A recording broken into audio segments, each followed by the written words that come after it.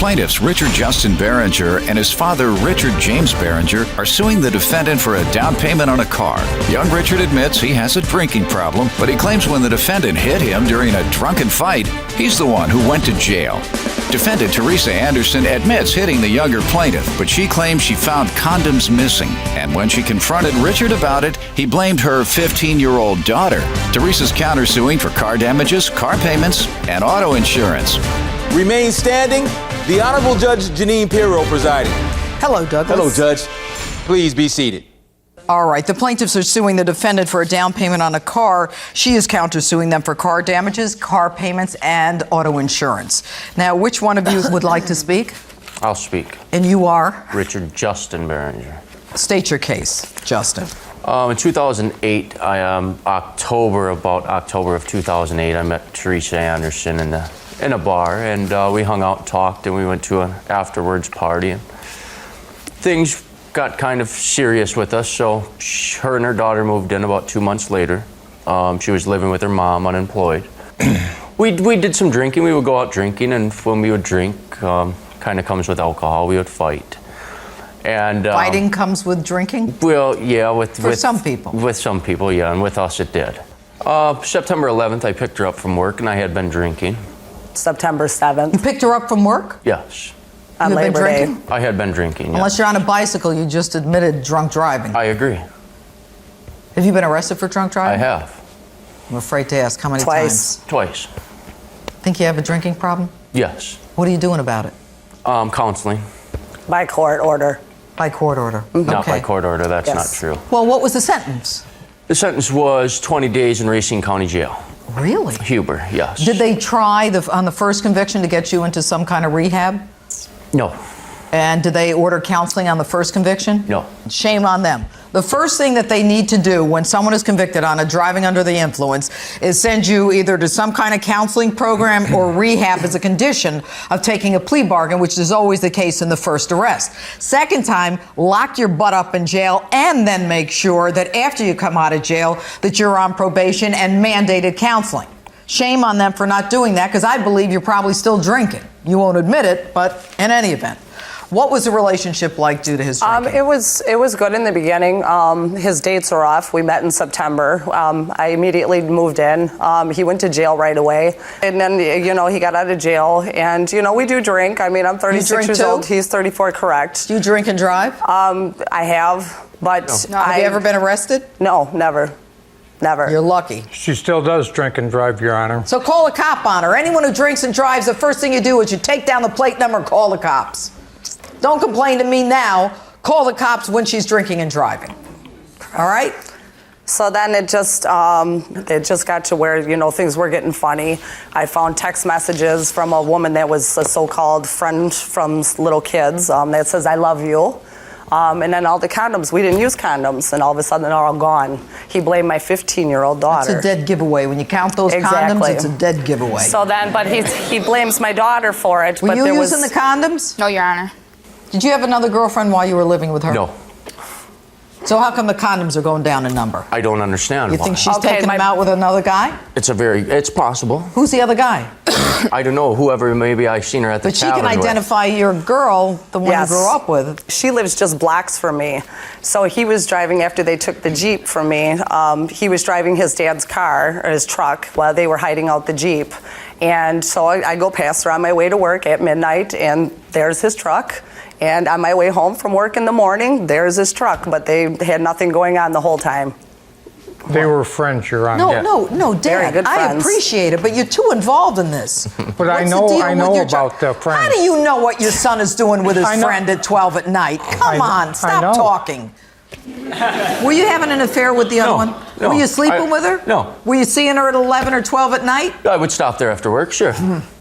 All right. When you two start fighting, is there anything going on that's physical here? It did get physical. What happened? On July 19th, there was an altercation between us. He had shoved me, and he was calling me vulgarities, and he said, hit me, and Judge, I hit him, and he said, hit me again, and I hit him again, and he kept asking me, egging me on, so I kept hitting him, and I pushed him through the closet. Why didn't you just move out? He called the cops, and he went to jail.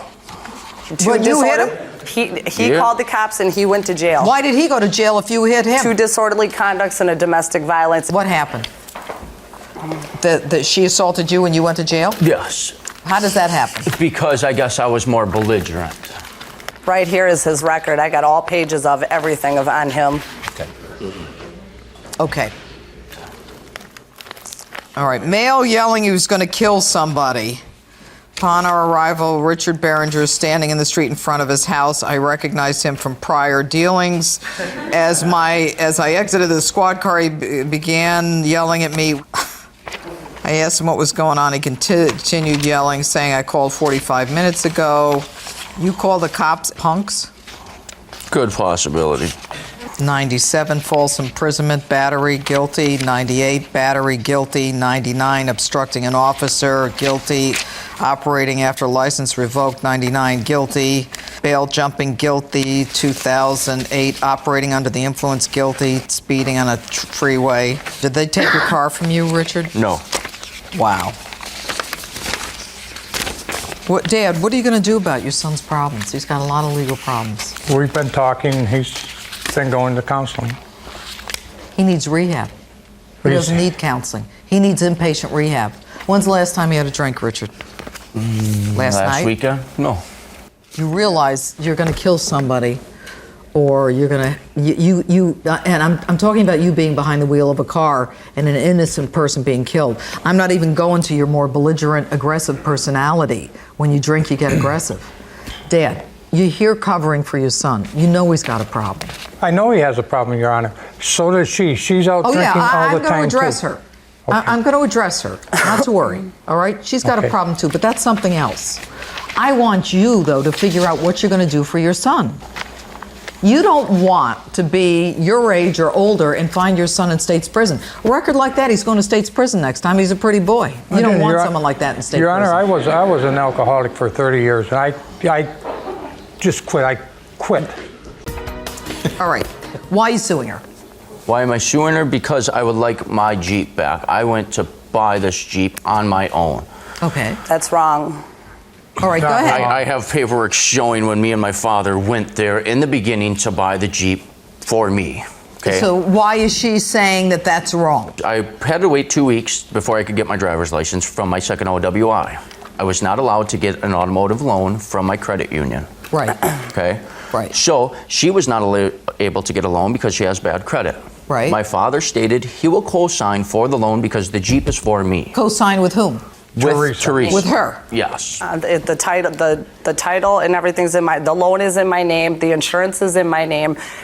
My point is, if the Jeep was intended for his son, why did he not get the loan in his name and his son make the payment? Why is she even involved in this? Because if it's it was your for Jeep? me. Because I wasn't eligible to get my license for 2 more weeks. They would not give me a So loan. wait 2 weeks. Why involve her in the whole situation? I didn't want the Jeep to disappear. It was a good deal on a Jeep. I work for Chrysler Kenosha Engine Plant, where we make the 4.0 cylinder motor. Okay. An indestructible motor. This Jeep has that motor. I wanted It's that not the motor. only Jeep in the country with that motor. With that good of a deal and the way the Jeep looked, I wanted it. All right. Whose name is the Jeep in? Mine. And my father's. And he's a And co-signer. He's on it as a co-signer. Okay, he's on it as a co-signer. And who's making the monthly payments Me. on this car? Me. Why are you making the monthly payments? Exactly, because it's my Jeep. Because I never asked her for anything for the house. I never asked her for any payments towards the mortgage, for gas and electric. I didn't ask her for anything, figuring, okay, if you're the primary driver, you're That's driving so the not Jeep, true. you can make the payments on the Jeep, and you can make the insurance payments, and then she just steals. She made the insurance payments Yes. too? Plus, he ruined my car. Plus, what do he you mean he smashed up ruined my your car drunk driving. That's I had a What do you mean he ruined your Saturn. car? I have a Saturn. I had a 2000 Saturn, and he took it out one night when me and my daughter were at home sleeping. And he came home at 5 in the morning, and I got up the next day to take my daughter to school, and my whole front end was just shaking. So I asked him, I said, what happened? Well, he hit a curb when he was coming home drunk And I driving. offered to pay for it to be repaired, and you told me you sent it in for scrap. The car drove, Because it started up. There was nothing wrong with the car. There was nothing wrong with it. Do you remember? I mean, it did have a wheel wobble, which could have been fixed. I offered to pay for it to be fixed because I did the damage. What was to the it. damage to your car? I took it to a mechanics. 2 mechanics looked at it. I don't know what the total on it was, but it says that they found that the frame was bent and the front axle was damaged beyond repair. Let me see that.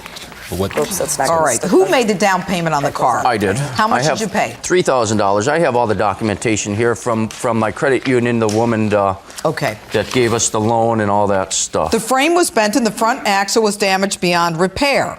The car itself was not worth repair. All right.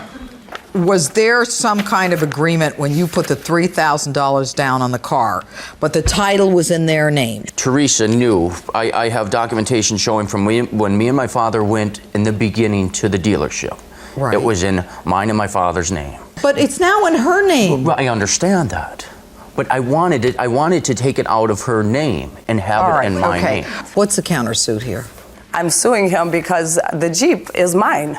The Jeep is mine. I pay for it. Oh. This But he is- made the down payment on the Jeep. He made the down payment. I've made every payment since then. I Did paid you the go to look for the insurance. Jeep? Did you go find the Jeep? We went 3 days before who that. went? We were out to meet you and your father. No, out we looking- were not out. No, we were never out looking Yeah. for a Jeep. But the day that they got the Jeep, that they brought it, I was working. Okay. All right. Let's see your evidence, Richard. The other documentation that I have in here shows from the dealership, shows me and my father's signature on there having nothing to do with Teresa because it was my Jeep in the beginning. I had the intentions But if of it was your Jeep in the beginning, Richard, why did you involve her? Because she said she would do it, Your Honor. She Yes. said she would. Well, why does he need her when he's got you? Because I have co-signed for my grandsons and other people, and I Yeah. did not want to co-sign another Alone. loan at this time. All right. Now, you got a drinking problem too. Teresa, you stayed with him I understand because you that. don't think that much of yourself. I understand Shame that. on you for drinking. Shame on you for fighting. You've got to set an example for her. Correct. All right? Get yourself some help. There's a lot of programs out there. Correct. All right, good. So the court has to decide who owns this car, who is entitled to it. You've got the plaintiff who paid $3,000 down payment. You've got the title in his father's name and the defendant's name. You've got the defendant making monthly payments, 7 months at $192. And then you've got the defendant paying auto insurance 7 months at $97 a month. So the issue is, whose car is it? What was the agreement? The fair resolution is this. He's got $3,000 as a down payment in your car. You're saying that that was in some way a repayment for the damage that he did to the Saturn, which is And only it was my $1,250. birthday. He told and my- it was your birthday. he This told guy my can't daughter, I afford think to it's a buy you a great car. birthday All right, gift. look, Yeah, right. stop talking. Here's what's going to happen. You get $3,000, all right? You get the car. Now, you get $3,000 when you give the car to her.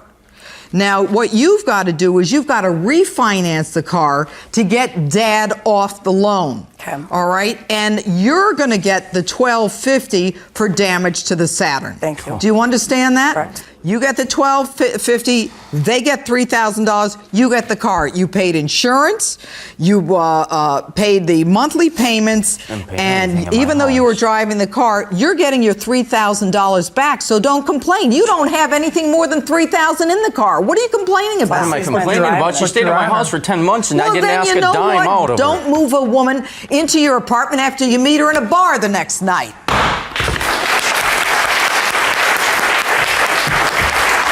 I wish him the best. I hope he has a great life, and I wish nothing bad upon him. I just want to move on with my life, and I hope he does with his. Good luck is all I care to say. She can go to hell as far as I'm concerned.